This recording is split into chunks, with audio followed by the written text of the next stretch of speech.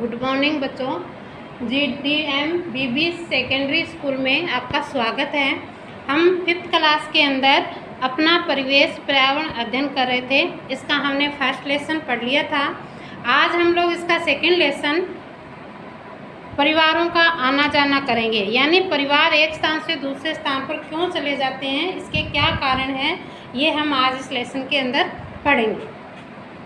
अनेक परिवार एक स्थान से दूसरे स्थान पर चले जाते हैं। ऐसा ही एक परिवार संतू का भी है।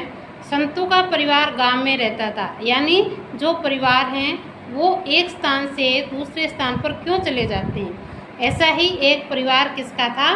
संतू का था।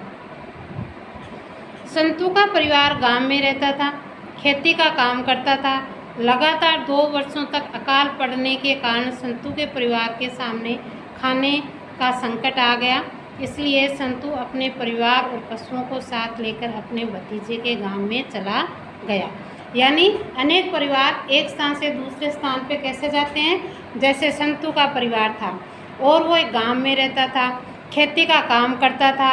लगातार 2 वर्षों तक वो अकाल पड़ने के कारण उसके खाने की व्यवस्था नहीं हो पा रही थी, उस पर संकट आ गया था।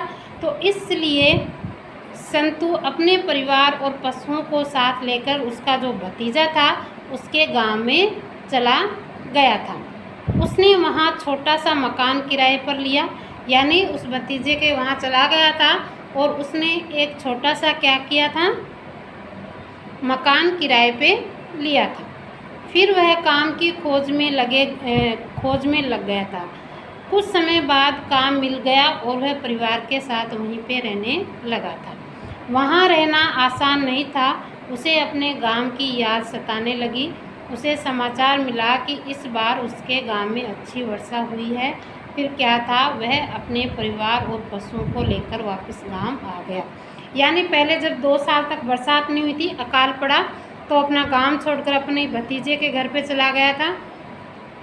उसके बाद में जब वो वहाँ काम करने लग गया तो उसको खबर मिली कि उसके गांव में अच्छी वर्षा हो गई है। तो वो वहाँ पे वापस अपने गांव चला गया, अपने परिवार को और अपने पशुओं को वापस लेकर अपने गांव में चला गया था। अब आगे देखो, सोचिए और लिखिए। संतू को दूसरे गांव में किन किन समस्याओं का सामना करना पड़ा होगा, किन किन समस्याओं का सामना करना पड़ा।